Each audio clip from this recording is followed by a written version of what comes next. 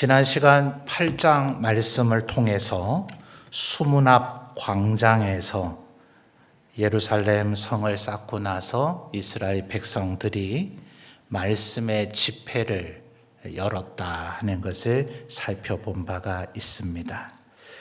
잠깐 8장 2절을 다시 거슬러 가서 볼까요? 8장 2절을 보시면 일곱째 달 초하루 그랬죠. 자, 이것이 나팔절 절기라 그랬습니다.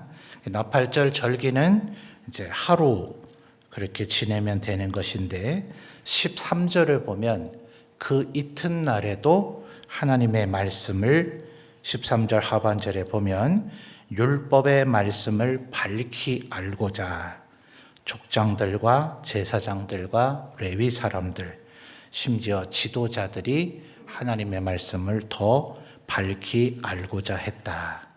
그래서 오늘날에도 우리 지도자들이 더욱더 솔선수범해서 하나님의 말씀을 밝히 알고자 힘써야 된다 하는 것을 살펴봤었습니다. 그리고 이어서 15절부터를 보면 초막절 절기를 지키는 내용이 나오죠. 그래서 16절 하반절에 초막을 짓되 17절 상반절에서도 초막을 짓고 했잖아요. 마지막 18절에 뭐라고 되어 있습니까? 에스라는 첫날부터 끝날까지 날마다 하나님의 율법책을 낭독하고 무리가 며칠 동안요?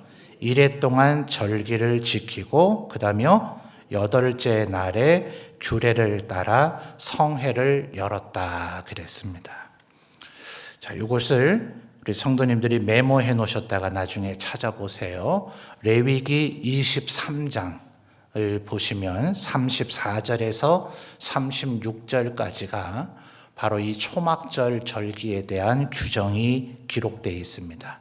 레위기 23장 34절에서 36절인데요. 아까 8장 2절은 나팔절 그러면서 7월 2일이라 그랬잖아요. 그리고 하루만 하면 되는 건데 그 이튿날도 말씀을 나눴다. 그리고 18절의 이 초막절은 7월 15일부터 18절에 나왔죠. 1회 동안 7일이죠. 7일 동안의 절기를 초막절 절기를 지키는 것이고 그리고 8번째 날 다시 한번 성회를 열면서 초막절이 종료가 돼요. 그러면 15일부터 7일이면 며칠까지예요? 15, 16, 17, 18, 19, 20 그 다음에요 21일까지죠. 그래서 8번째 날은 음력으로 7월 며칠이 됩니까? 22일이 돼요. 자, 그런데 오늘 9장 1절 뭐라고 되어 있습니까? 그달 20나흔날에. 자, 초막절 절기 8번째 날 7월 22일에 성회 혹은 대회로 모여서 하나님 앞에 절기를 지키고 나서 이제 며칠 지났어요? 겨우 이틀 지난 겁니다. 그러니까 8장에 7월 2일과 3일 그리고 7월 15일에서 22일까지 하나님 앞에 일종의 현대적으로 말하면 부흥 집회를 한 셈인데 그리고 나서 이틀 지나고 나서 또 모였어요. 와, 놀랍지 않습니까? 이 양반들은 직장이 없나요? 이 사람들은 생업이 없는 것일까요? 이게 하나님의 말씀에 사로잡힌 사람들의 모습입니다. 그래서 사도행전에서 또 바울 사도가 여러 서신에서 뭐라 그러죠? 술 취하지 말라 이는 방탕한 것이니 성령에 취하라. 성령에 사로잡히라 그러죠. 그래서 신학자들이 바울 사도의 그 비유는 몹시 탁월하다 이렇게 평가를 합니다. 우리나라에서도 뭐 썩 좋은 얘기는 아니지만 사람이 술을 먹고 그 다음 어떻게 됩니까? 술이 술을 먹고 이거 잘 아시는 분 수상한 분인데요. 그 다음에 술이 사람을 먹는다. 이런 말이 있잖아요. 그죠? 그러니까 이 술이라고 하는 것이 일종의 중독성에 있어서 한번 하고 나면 아이고, 이제 됐다. 충분하다. 이러고 끝이는 게 아니라 무슨 정말 밑 빠진 독과 같이 끊임없이 해도 더 갈급하게 되는 게 술의 마력이고, 마약도 그러하죠. 중독성이 있는 것들, 뭐 커피든 또 현대적으로는 게임이든 무엇이든 전부 다 그런 속성을 가지고 있는데, 바울 사도가 뭐라고 했다고요? 성령의 취함이 마치 그와 같다. 그러니 만약 우리가 예배 드리는 거 이 언제까지 해야 되나, 참 지겹다, 이분 성령 취한 게 아니에요. 성령을 맛보기는 했을지 모르지만 성령에 사로잡혀 있는 게 아닌 거죠. 찬양 부르는데 오늘 찬양팀은 왜 이렇게 찬양을 길게 하는 것 같나 이러면 이 사람 성령 취한 게 아닌 거죠. 말씀을 읽어도 더 읽고 싶고, 예배해도 더 예배 드리고 싶고, 찬양해도 더 찬양하고 싶은 것이 성령에 사로잡힌 사람들의 특징이더라. 그러니 지금 예루살렘 성을 쌓는 것이 중요한 것이 아니라 그랬죠. 예루살렘 성은 또다시 허물어지기 마련이에요. 누가 외부에 공격이 없어도 성이든 집이든 예배당이든 건축물이라는 것은, 그래서 열왕기에 보면 중간에 자꾸 성전을 수리해야 되는 얘기가 나오죠. 그것이 성전세, 예수님 때도 와서 왜 당신과 당신의 제자들은 성전세를 내지 않습니까? 이 성전 건물 수리하는 데서 출발된 것이 성전세란 말이에요.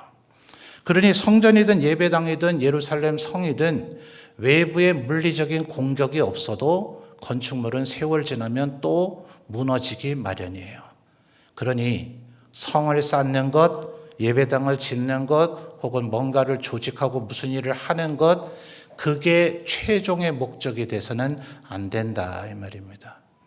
그것들은 다 과정이고 도구이고 방편일 뿐, 우리가 하나님 앞에 말씀을 따라 살아가는 것, 하나님의 말씀에 충만해지는 것, 그것이 우리의 최종의 목표가 되어야 하고, 하나님께서 진정으로 바라시는 바가 바로 거기에 있다 하는 겁니다.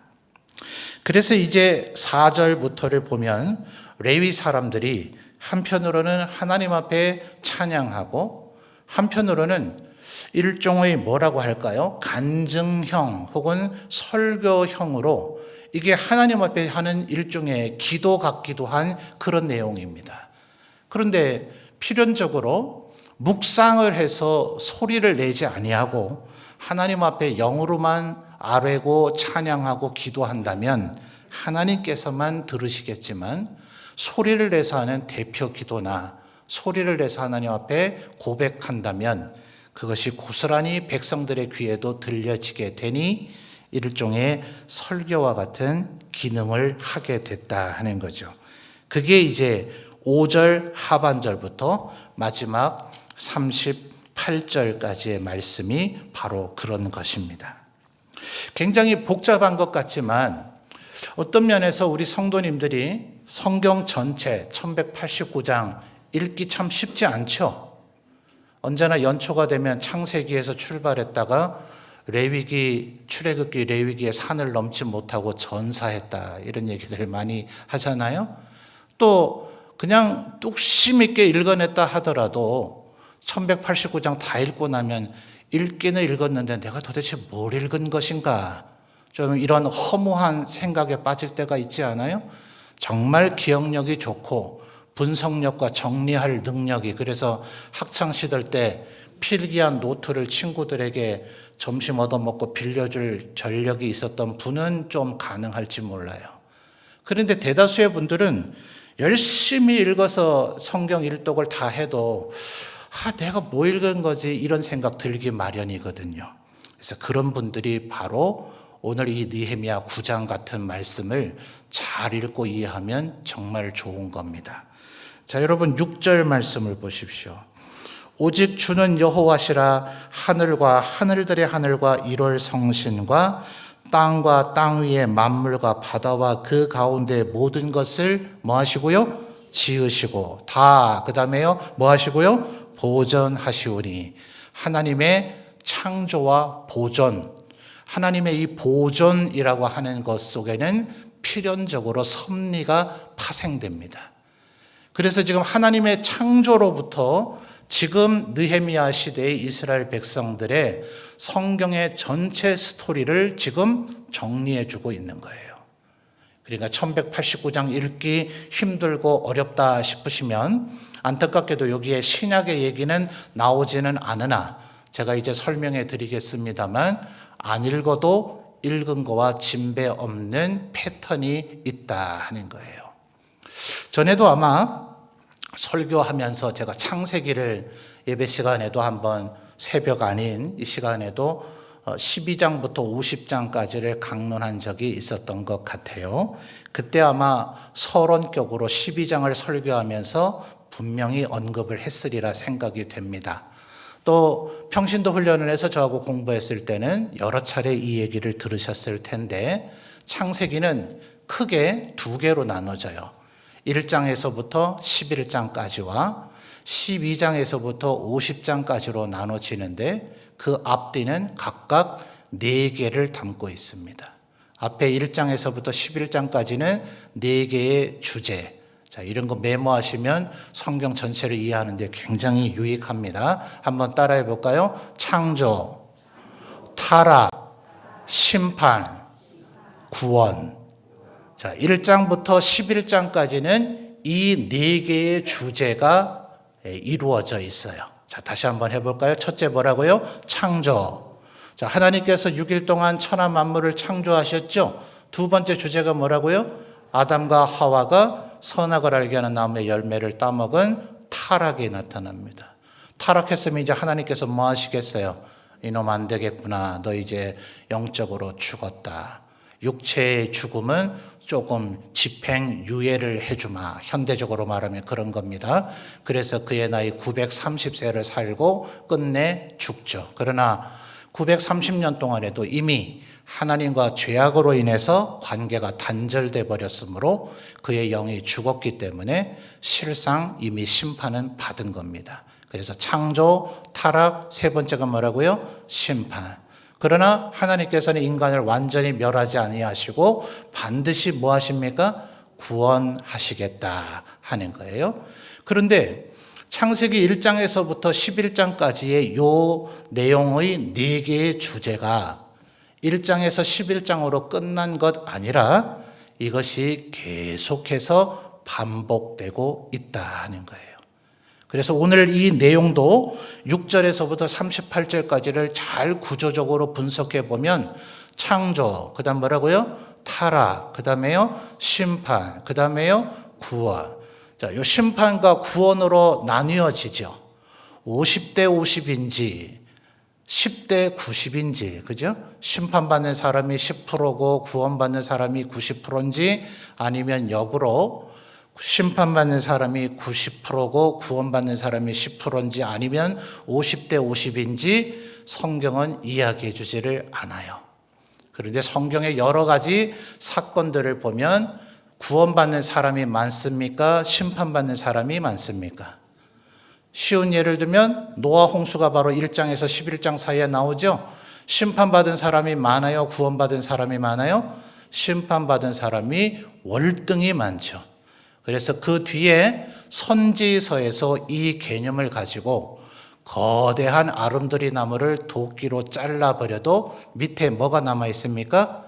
구루터기가 남아있죠. 그래서 마치 하나님께서 나무를 베어 찍어 넘어뜨리듯 심판하신다 하더라도 구루터기만 남아있으면 그 구루터기에 생명력이 있으므로 새 싹이 나서 새로운 나무가 돋아나게 될 것이다. 하나님의 긍휼이 이와 같다. 이래서 그 구루터기를 다른 말로 남은 자라고 표현을 합니다. 이 남은 자는 누구를 얘기하는 거겠어요? 하나님으로부터 에베소서의 표현으로 하면 창세전에 선택된 하나님의 백성들을 얘기합니다. 근데 이 남은 자가 영어로 표기하면 이게 렘넌트예요. 그래서 여호와의 증인이 파수꾼, 우리가 파수꾼이야 이러면서 그 용어를 독점하듯이 또 신천지 이단이 새하늘과 새 땅에 들어갈 사람들은 우리뿐이야. 그래서 자기들을 신천지라 하듯이 다락방 이단에서 우리가 렘넌트야, 너희는 아니야.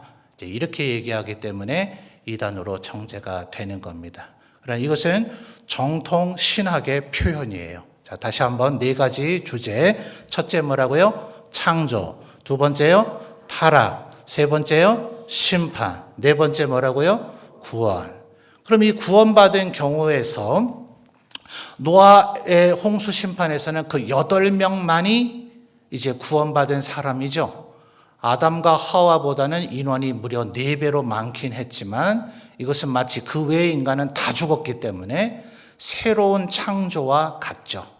그래서 신학적으로 성경의 표현은 아니고 신학적인 표현으로 삼위일체도 성경에 나오는 네 글자는 아닙니다. 신학자들이 하나님에 대해서 깨달음을 정리한 것이 삼위일체이듯이 성경에 재창조란 표현은 안 나오지만 이 남은 자라고 하는 개념은 마치 하나님께서 새로운 창조를 하는 것과 같다. 이래서 첫 번째가 뭐였죠? 창조. 네 번째의 구원은 또 하나의 창조가 돼서, 그러면 창조, 타락, 심판, 구원 했으면 요 다음 차례 뭐가 나타날까요? 새로운 창조가 또 나타나는 게 아니고 이 구원 자체가 일종의 재창조와 같기 때문에 창조 다음에 뭐였죠? 타락이 또 나타난단 말이에요. 안타깝죠? 하나님께서 많은 사람들 가운데 전부 다 멸망당해서 마땅한데 그 가운데 일부를 하나님의 긍휼로 구원을 해주셨으면, 요 한 번의 사이클이 돌았으면 여기서 구원받은 인간들과 그의 후손들은 야, 하나님 말씀 안 들으면 죽는 수가 있구나, 하나님 말씀 들어야 이 복을 우리가 받을 수 있구나 라고 깨달으면 얼마나 좋겠어요. 그런데 최초의 아담과 하와가 창조했는데 바로 타락해서 실패하듯이 구원받은 사람들이 재창조가 되었지만 또 타락하니 하나님께서는 매를 들어서 또 심판하실 수밖에 없고 하나님의 긍휼이 그들 가운데 일부를 남겨두셔서 구원하셔서 또다시 재창조가 되어지니 그 다음에 또 뭐가 나타날까요? 또 타락. 이 사이클이 계속 반복되었다 하는 거예요. 그렇기 때문에 오늘 우리가 읽은 9장은 창조로부터 느헤미야 시대까지밖에 없지만 아까 1189장 읽기가 힘들면 9장만 잘 읽어도 전체를 읽은 것과 똑같은 효과를 볼 수 있는 것은 여기에 신약의 얘기는 없지만 신약의 얘기도 이와 다르겠어요? 똑같겠어요? 똑같단 말이에요. 지금도 계속해서 이 일이 반복되고 있단 말입니다. 열왕기의 얘기가 그것 아닙니까? 히스기야 같은 경건한 왕이 아들을 낳았으면 그 아들은 더 하나님을 잘 섬겨야 될 거 아니에요? 근데 히스기야의 아들 므낫세가 최악의 왕이 되어져 버리니까 하나님께서 그 므낫세 때문에 이제 남유다도 멸망시키겠다는 것을 결심하셨더라. 이 얼마나 어처구니가 없어요. 그러니까 우리 신앙생활만 잘할 뿐만 아니라 우리의 다음 세대가 하나님 앞에서 신앙생활을 잘하게 되기를 기도해야 되는 이유가 바로 거기에 있습니다. 자, 하나님께서 지금 심판을 하시려면 기준점이 있어야 될 거 아닙니까? 그렇죠? 하나님이 어느 날 기분이 언짢으셔서 오늘 내 눈에 띄는 놈들은 무조건 다 죽인다, 이렇게 심판하시면 안 되잖아요. 하나님은 공의의 하나님이시니까요. 그러면 이 사람의 이 행위가 타락했다 안 했다 뭐로 판단할 거예요?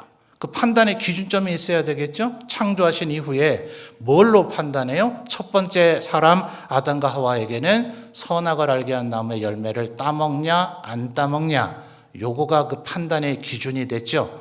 그 뒤에 모세 때 가장 유명한 시내산에서, 그래서 13절을 보십시오.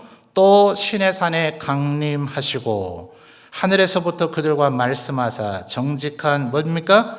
규례와 진정한 뭐죠? 율법과 선한 뭐죠? 율례와 그 다음에요 계명을 그들에게 주시고, 시편 119편이 모든 성경의 장 중에서 제일 길죠. 거기를 보시면 히브리 알파벳 순서로 그 시가 구성된 건데 모든 절마다 요 4개의 단어, 방금 전에 봤던 율법, 율례, 계명, 또 그 앞에 말씀 빼먹었네요. 말씀, 또 규례, 이런 단어들이 매 절마다 계속 반복됩니다. 하나님의 말씀을 우리가 왜 지켜야 되는가? 하나님의 말씀은 우리에게 어떤 가치가 있는가? 하나님의 말씀을 지키지 않으면 우리가 어떠한 벌을 받게 되는가? 이런 것들이란 말입니다.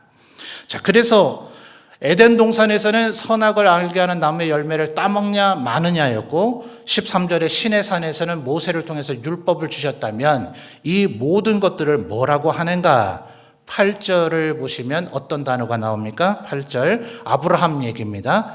그의 마음이 주 앞에서 충성됨을 보시고 그와 더불어 뭘 세워요? 언약을 세우사. 자, 아담과 하와에게 이걸 따먹는 날에는 정령 죽으리라. 그 말은 따먹지 않으면 너에게 영생이 계속 유지될 것이라는 뭡니까? 언약이죠. 신의 산에서 십계명을 주실 때도 이 계명을 지키는 자에게는 내가 만대까지 은혜를 베풀고 이 계명을 지키지 않는 자는 3, 4대까지 보응하리라. 뭡니까? 언약이에요. 그러니까 이 언약을 지키지 않은 게 타락이고 언약을 지키지 않은 자는 심판받는 거고 그 심판받아 마땅한 자들 가운데서 하나님의 무엇이요? 자, 한번 찾아볼까요? 19절을 보십시오. 주께서는 19절 보고 계십니까? 주께서는 뭐예요? 주의 크신 긍휼로 우리에게 누군가 구원을 받게 됐다면 그러니까 여러분 예배드리고 있는 오늘 우리가 자랑하면 안 돼요. 어깨에 힘들어가거나 목에 힘들어가면 안 됩니다. 우리가 심판받지 않을 마땅한 이유가 있고 우리는 타락 안에서가 아니라 타락했고 심판받아야 되지만 19절에 뭐예요? 주의 크신 긍휼이 우리를 구원의 자리에 이르게 했다 말입니다. 또 31절에 그래서 또 나오죠. 주의 크신 긍휼. 또 28절 하반절에도 나옵니다. 28절 볼까요? 그들이 평강을 얻은 후에 다시 주 앞에서 악을 행함으로 주께서 그들을 원수의 손에 버려두사 원수들에게 지배를 당하게 하시다가 그들이 돌이켜 주께 부르짖음에 주께서 하늘에서 들으시고 그 다음에요 여러 번 주의 긍휼로 건져내시고 지금 28절은 사사기 400년의 요약입니다. 몇 번 이렇게 하나님께서 반복하셨어요? 12번 반복하셨죠? 여러 번이라고 지금 얘기를 했지만 우리는 사사기를 통해서 12명의 사사가 있었다는 걸 알고 있으니 사사기도 정확히 요게 반복된단 말이에요. 다시 한번 해볼까요? 첫째, 창조, 타락, 심판, 구원.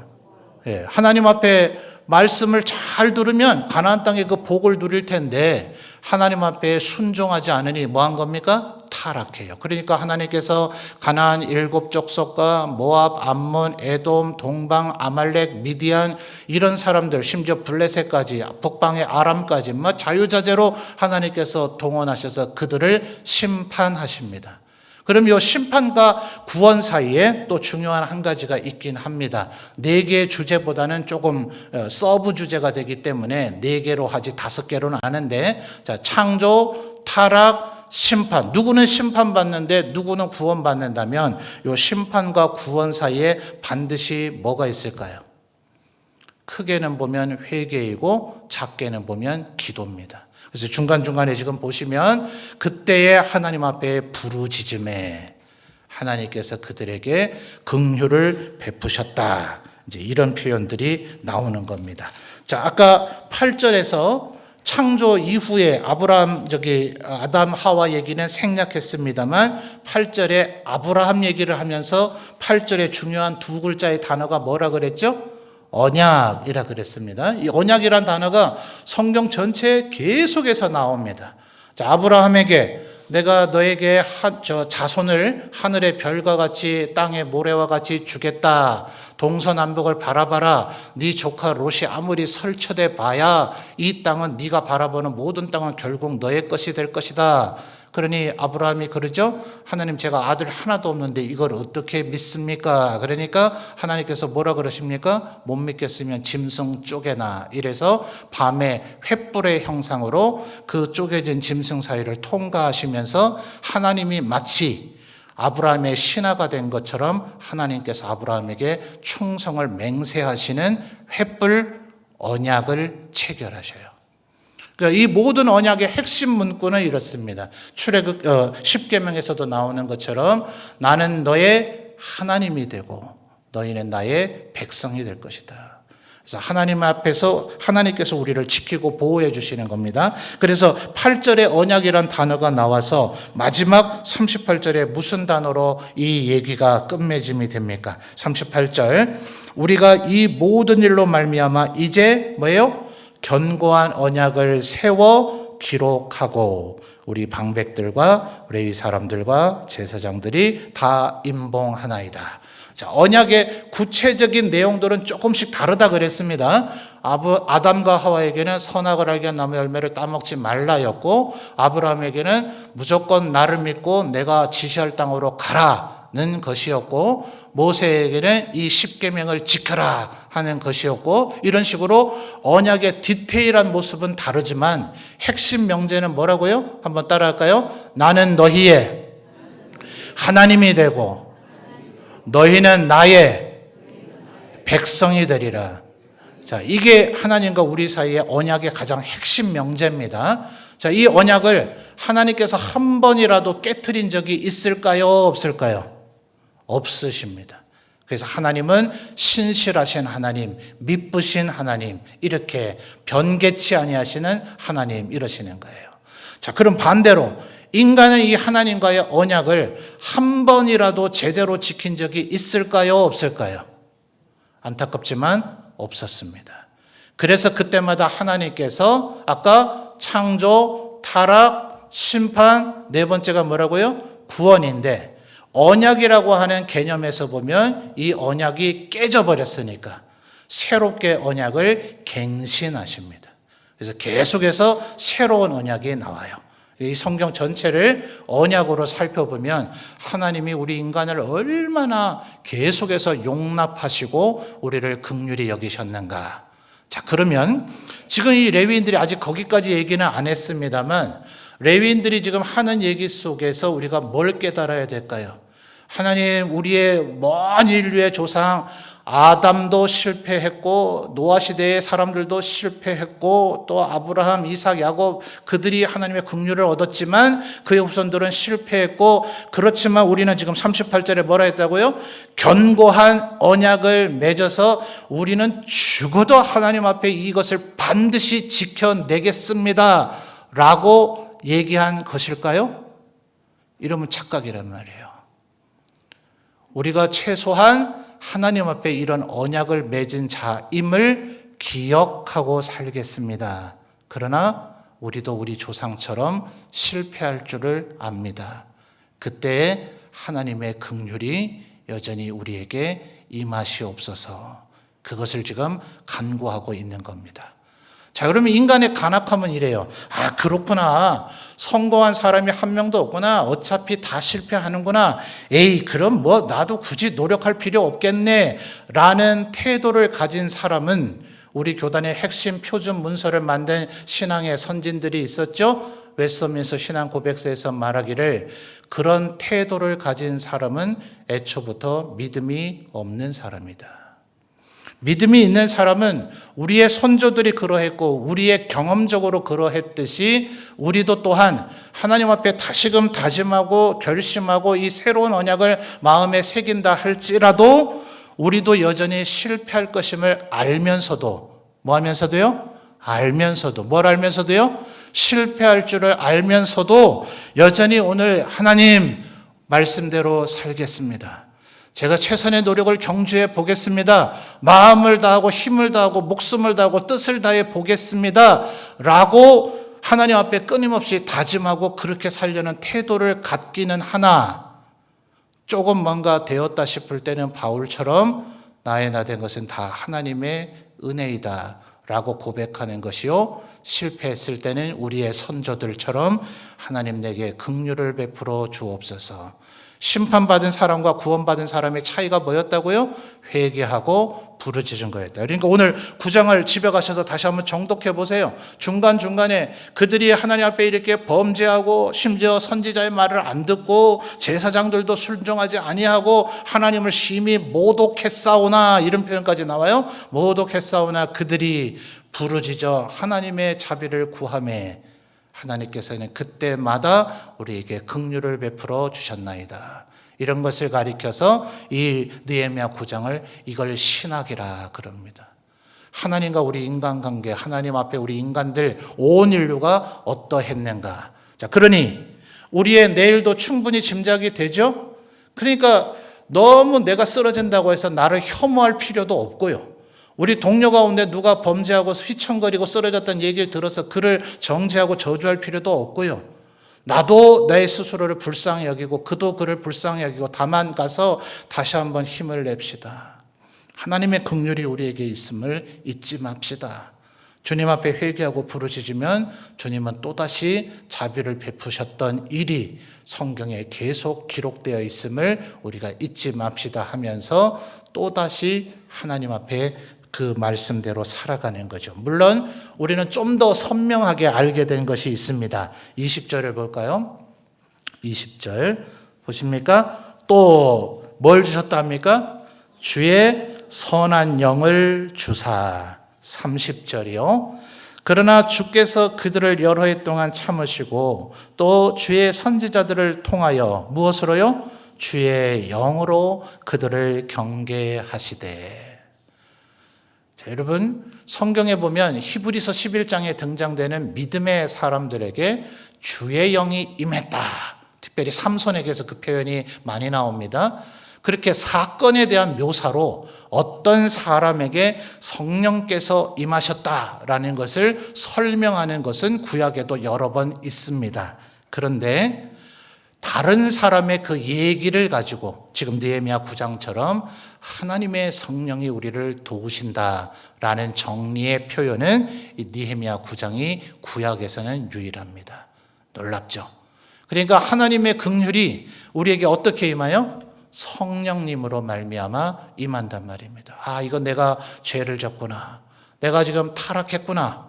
그러니 내가 가만히 있으면 이 상태가 계속 유지되면 심판받겠구나. 그러니 어서 하나님의 나를 멸하시기 전에 내가 신속히 하나님 앞에 부르짖어 회개해야 되겠구나. 그래서 용서하심을 받고 구속을 받고 다시 남은 자의 반열에 들어갔다 하더라도 나나 내 자손이나 내 남은 생애 가운데 또 실패할 수 있죠. 또 타락하면 또다시 뭐해요? 심판받기 전에 하나님 앞에 부르짖어 회개하고 또다시 구원이 회복되는 자리. 그래서 회복이라는 표현이 성경에 또한 많이 나와요. 그래서 언약의 갱신, 회복 이런 것이 우리 신앙생활에 대단히 중요한 주제입니다. 그러니 여러분, 사랑하는 성도 여러분, 앞으로도 우리의 신앙생활 할 때 쓰러질 수 있음을 언제나 기억하십시오. 그러니까 교만하면 안 돼요. 겸손히 나도 언젠가 쓰러질지 모른다 하는 마음을 가지고 늘 겸손히 살아야 되고, 그때 뻣뻣하게 내가 뭘 잘못했어 이런 사람은 심판이 확정되는 사람이에요. 요한복음 3장 16절 하나님의 세상을 이처럼 사랑하사 독생자를 주셨으니 왜 주셨어요? 멸망하려고요? 아니요. 이 세상을 멸망치 아니하고 구원하려 하심이라. 그러나 그를 영접하지 아니하는 자는 영접하지 아니함으로 이미 심판을 받은 것이니라. 이 말은 다르게 얘기하면 범죄한 자가 회개하면 구원을 받을 것이지만 범죄한 자가 회개하지 않으면 회개하지 않으므로 이미 그에게는 심판과 멸망이 확정된 것과 다를 바가 없다 이 말입니다. 주의 크신 긍휼이 언제나 우리와 함께 할 것이니 하나님의 말씀대로 살아가기를 다짐하고 결단하며 때로 휘청거리고 쓰러졌을 때 하나님 앞에 부르짖어 다시금 주의 긍휼을 힘입으시는 저와 여러분이 되시기를 바랍니다.